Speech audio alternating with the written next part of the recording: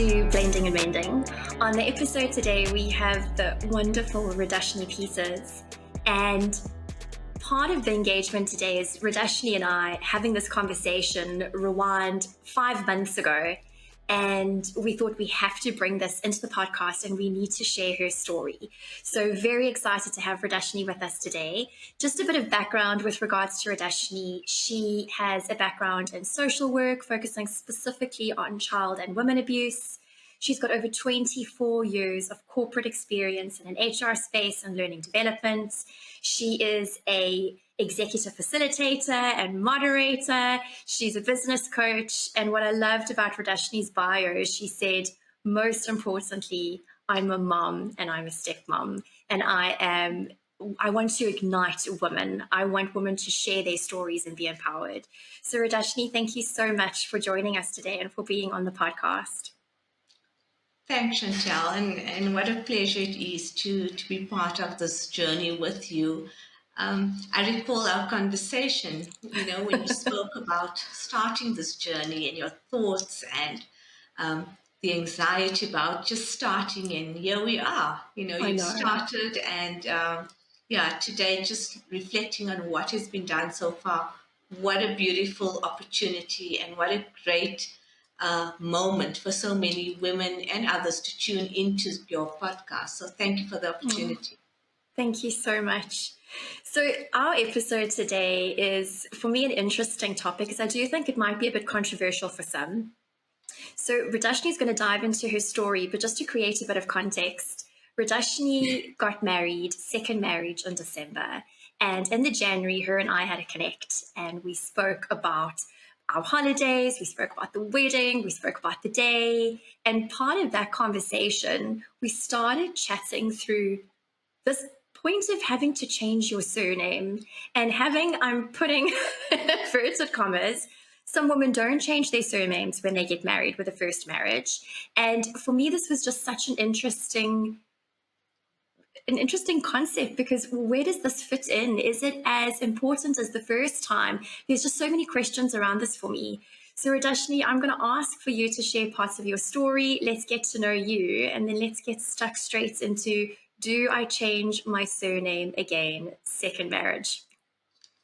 Great, thanks Chantal. And a question that has been daunting for me. It's something that I've been thinking about from the time Jason had asked me to marry him. But I needed to pause and really reflect on that question. And so let me start from the beginning.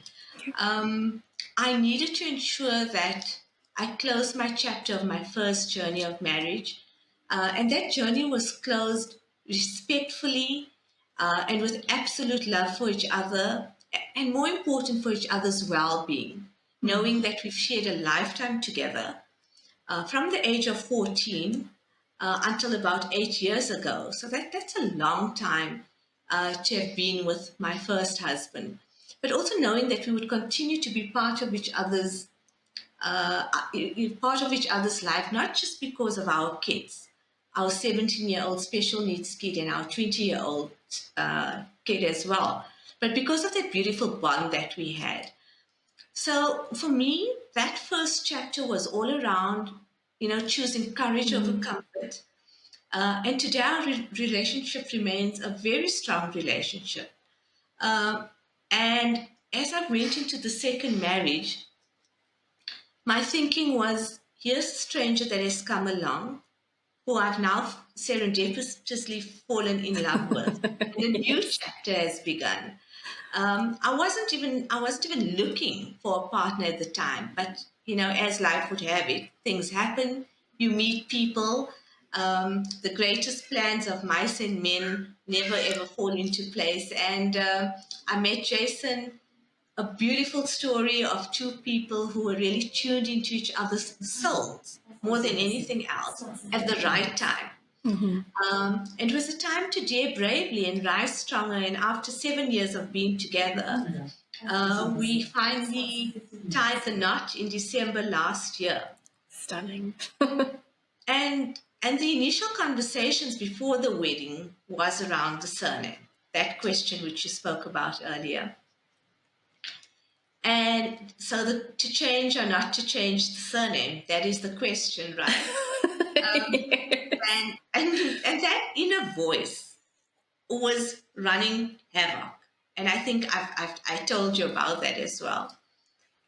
So it was really about first of all, why should I change my surname? That's the feminist kicking in Yes. me, right? Why should I change? Why can't he change his surname? So that was the first part in me. The second part was, how does this impact my identity? For the past 27 plus years, this has been my identity. Peters has been my surname. But it's been so much more than a surname that I just took on from my first marriage or from my husband. It was really what defined me as as a human being, my name and surname. Um, when I first got married, the sort of obvious thing to do was to change to your husband's surname, and that's based on cultural and religious Yes. norms and Societal norms. exactly societal norms. And you do what you need to do. You don't even think about whether you're going to change or not. That was never a question. But then again, I was only 23.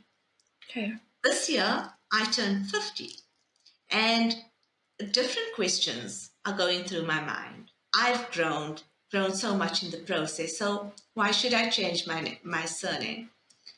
Uh, Another issue which I think we've also spoken about was, if I change my surname, what it meant was that my children will have a different surname to me. So they will be Peters, I will be Governor, and my husband's kids would be Governor. So it's the four of us Governor, and Yes. my kids would be. And it was a struggle for me. That's actually been my main struggle, is almost this kind of separation from my kids. So I relate with so much of that. So I Yeah. remember when we spoke, we were saying it's the surname isn't just a name. It's become an extension of who you are as a woman, as a mother, within your career, your studies, your profession, and importantly around your children. Yeah. If I change my surname, how do I explain this to them that mommy's got a different surname? So I know your children are a bit older. When you and I were speaking, I thought to myself, how do Yeah. I explain this to my 6-year-old? So I absolutely resonate with that and understand that. In Yeah. terms of, so going through this process, how do you have that conversation with your husband? Because I think for men, again, societal, there is, she's my wife, she's taking on my surname, she becomes an extension of me. So if you're having a conversation saying to your husband, I love you, this isn't about you, this is my journey, and I'm not ready right now because of all of these reasons. Well, how did that conversation unfold? Yeah, thanks, Chantel. A very interesting conversation with my husband, trying to get him to understand that, first of all, this is my choice. This is not about you. This is about me. Mm. And over the years, I've come to realize and come to appreciate the importance of putting me before you in any circumstances. Me first. And what I was very determined to do is not to silence that inner voice of mine, but to express what I was thinking, why I was thinking, what were my concerns, what was my emotional connection to the surname, and not just hope that he would understand. I needed to communicate, and I needed to have regular communication with him, regular just chats wherever we found ourselves. Say, do you understand why I'm struggling with this? And through conversation and through very meaningful conversation, regular conversations with him, I think he also began to understand my struggle. It wasn't as linear as one would think. You get married, you change your surname. It wasn't as linear as he would have thought it was going to be. And perhaps he thought, maybe she just needed some time and she'll get over it and make a choice. And maybe that was to be true. But I needed to make that choice in my time. And he understood that. And so the support that I got from him was overwhelming. The understanding that I got from him, yes, he challenged me here and there. We had some robust conversations about that. I think from a male's perspective, from a husband's ego perspective, are you embarrassed to take on my surname, Yes. etc.? But you took on your first husband's surname. Yes. So just those kind of questions. But I think the magic lie in the conversation and understanding the struggle that I was experiencing. Again, it's that power of vulnerability. Having, like you're saying, having the conversations, explaining where you're from. Because I've had this conversation with friends and I've said to them, if I ever had to get married again, I don't know if I want to give up my surname. And it's looks of horror. What do you mean? You can't keep your ex-husband's surname. And it becomes so much more than that narrative of it's my ex-husband's surname. It's my surname. It's been Yes. my surname for X amount of years. So one of the things you spoke about was you were 23 when you got married, 50 now in the second marriage, but you were saying the reasonings behind the naming conventions and taking on the surname was different for you.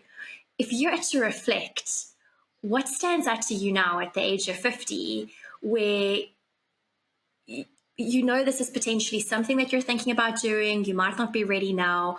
What were those resounding thoughts in terms of, I'm 50, I don't know if I want to do this and I potentially don't have to do this, but there's always that pressure. Yeah. Yeah, and the but is a very big one, hey, because that pressure is there. But I think from my perspective, I have grown so significantly over the past few years in terms of that 23-year-old and this 50 almost 50-year-old woman now, that I question more, I ask more, but I'm also trying to be more receptive as well and listen. So while I question, I'm also listening. So I'm listening to what he was saying. I'm listening, tuning into the sadness, to the disappointment, to the confusion, to a slightly bruised ego. But having tuned into that, still acknowledging that this is my journey to travel. This is something that I needed to process in my time. And all that I'm asking you to do as my husband is to, one, support me, and two, respect my decision either way.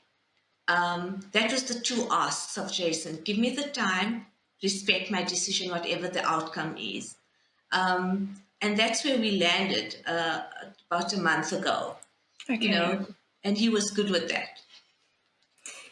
You spoke about, and I never thought about this, you spoke about if you had to take on the surname Govender, it would be your surname, and his children's surnames. Yeah. And it would be different for your children. I've never thought about that because for me, there would always be a link back to your children's father. But that almost looks like, where does mommy sit on the fence? So talk Yeah. me through that, because I think that's it's such an interesting concept and it's an interesting way of looking at it, because we don't want our children to feel that we're choosing a different life.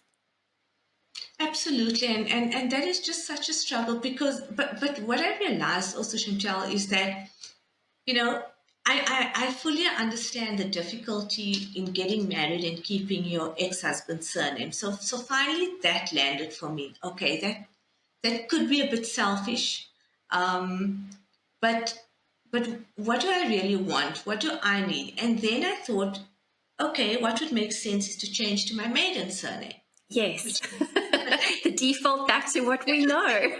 Us. exactly, because that's still part of my identity. And then my surname, my children's surname was going to be different anyway. Yeah. So now they've got their dad with their surname, and they've got their own surname. Now they've got their mum with a completely different surname anyway.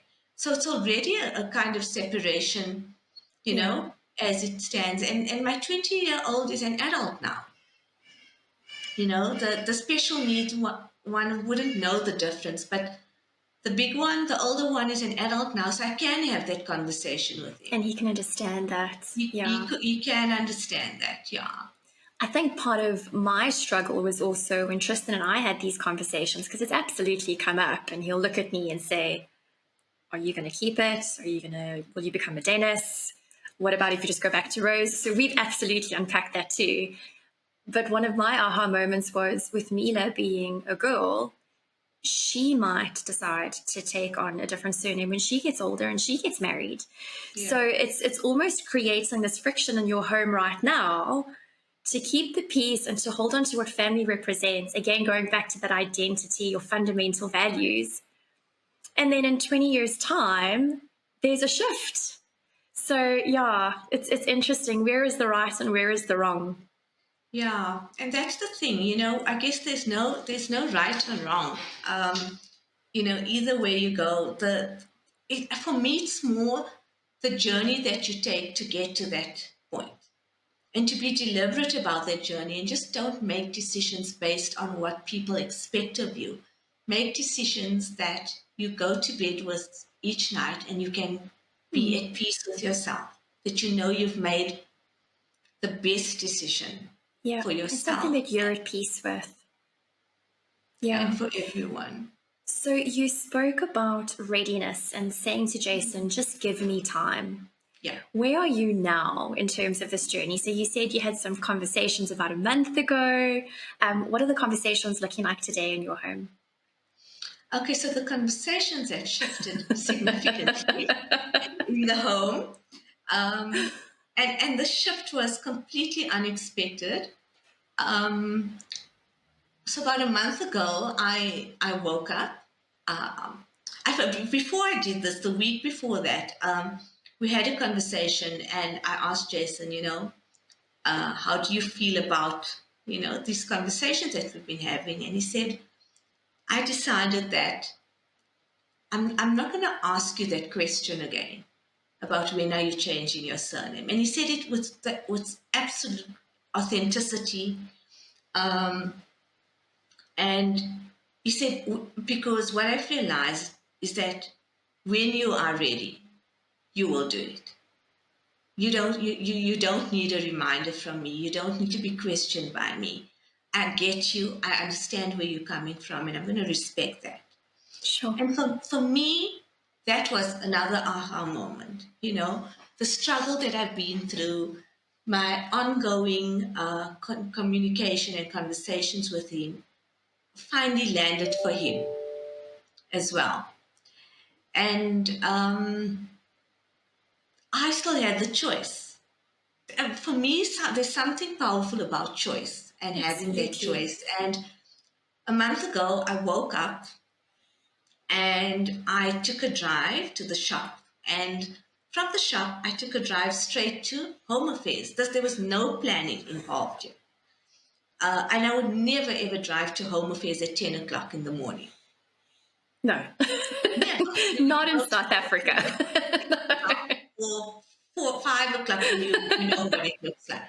So no sane person drives to Home Affairs at 10 o'clock, hoping to achieve what you want to achieve. But there was something, and I can't explain what it was, but it was something more than me driving this action. And I get to Home Affairs and I find that the line is going behind the building. So there's more than 150 people. Yeah. So I said, okay, that's a sign. Turn around, go back to the car. Got to the car, and there's again this voice in me saying, just go back. Just try and find out what you need to find out. Get out of the car again. I walk through the queue. Everyone's swearing me. I'm like just deafening the voices around me. A woman on a mission. What the hell? There's a queue. It's like, no, I understand. I just need to find out something. And I'm getting sworn at from both sides of the queue because they were like a double queue. Anyway, I get to the front and I asked the gentleman there if one wants to change their surname to their marital surname. Do I have to stand in the line? And he's giving me a long story, what I need to do, and it's making no sense to me. I'm about to turn and just walk away. The lady inside the Home Affairs office sees this situation. She walks up to me and she says, you're looking pretty frustrated right now. Is there any way I can help? So I said, well, all I want to do is I want to change my surname to my marital surname. And she said, all you need to do is go to the office on the left, and it takes literally 2 minutes to do that. So that was another sign for me. The moment. With the, it's as if you're walking, I forgot, what do you call this? It's the, some mile. Chantal, I don't know if you recall this, but it's this heavy footed walk, and you're walking, and it's literally 10 steps away, but I felt like I was walking a mile. Because I was still unsure, am I making the right decision? Am I not? What am I doing? How did I even find myself here? I couldn't even explain that. And and I spoke to the lady, and she looked at me and she said, okay, you want to change your surname? When did you get married? So I said, got married in December. And she said, and you're only changing your surname now. And she looked at me and she said, you're a strong woman. And Oh, wow. I don't know this lady from anywhere. She said, this decision needed to be yours.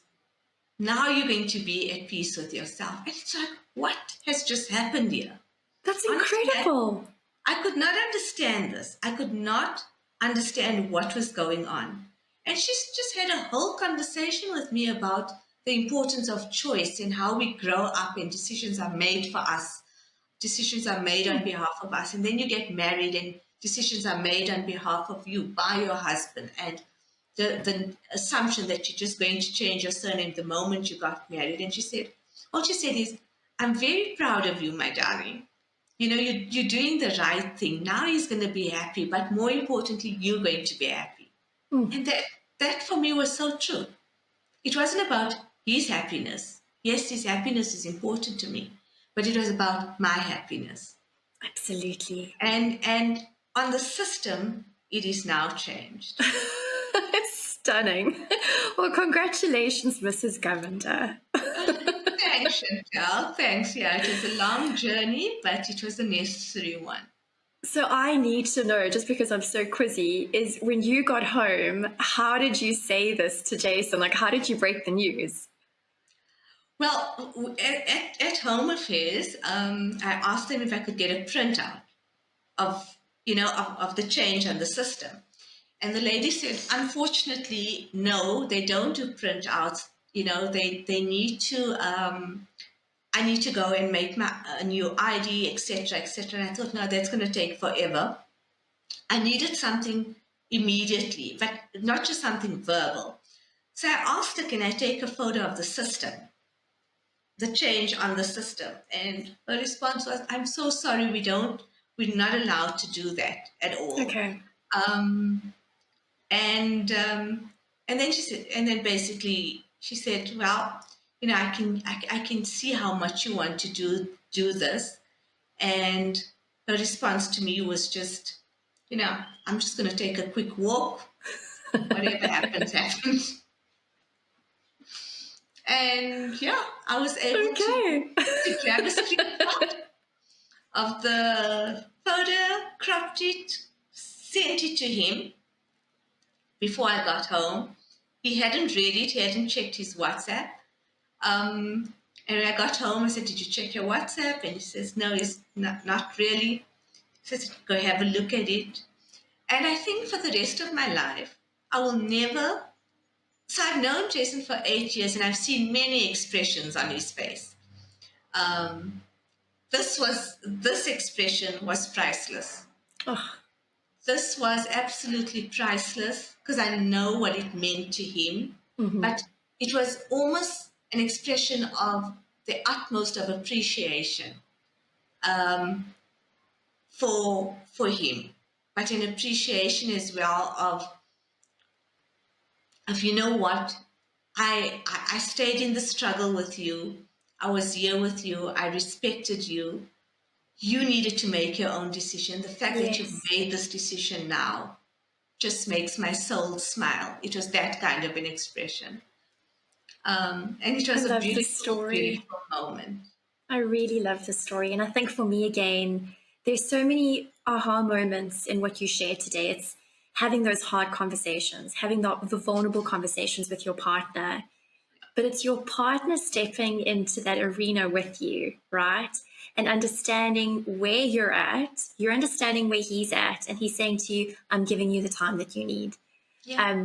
That to me was just stunning. And I think, and I don't know Jason, but just what you've shared with me about him, even if you didn't make the decision that you made, there would still be this peace between the two of you, right? Because there's this deep respect, there's a deep understanding, and he knows that you would make the right decision for yourself and for him, irrespective. Yeah, absolutely. And I think that was our point of departure, a month ago when he said, I won't ask you again. And it wasn't, it was in the best intended tone. Yes. Because imagine someone telling you, I won't ask you. There's many tones you can say that, have that sentence said. And that was left at that point, that's where we are, period. It's been said, I understand, and let's see how it goes. So, yeah, he would have accepted it either way. Might have been a little disappointed, but he would have still accepted it anyway. And I think for me, and just to the many women out there, I think when you're able to own your story and love yourself and love yourself through the process of struggling with certain decisions that need to be made. It's really one of the bravest things you'll ever do for yourself is to put yourself first and take your time in making decisions. Be courageous in your mindset. Choose courage over comfort. I love that. You started the call with that, and I love that you brought it in again. Courage over comfort. Yeah, really stunning. That would be my closing thoughts, Chantal, in terms of other women going through similar situations and similar decisions that need to be made. Oh, Rudashni, thank you for just your vulnerability. I think this is something that almost seems like a bit of a tick box exercise. And we realize as women how much goes into this, and that every decision is potentially, there's a struggle behind it. But going back to who we are as women, our strength and what we hold true, it's not just a tick box. This is a big decision. And I'm so glad you found your peace in terms of your journey and where you are today. Thanks, Chantal. Yeah, and the process has just started, so it's been changed. Absolutely. It may take another 6 months to change my ID. I don't know. I've started the process. I hear you. And where it takes me now, that who knows? But I've started the journey, and I'm very happy in terms of where I am. I'm on this journey at the moment. And yeah, looking forward to the rest of the journey and what it holds for myself and Jason and our family. So beautiful. Thank you. Spending time with you is always soul food, and I can't wait to have you back on the podcast. Awesome, Chantal. Thanks so much. Thanks, Radashni. Bye.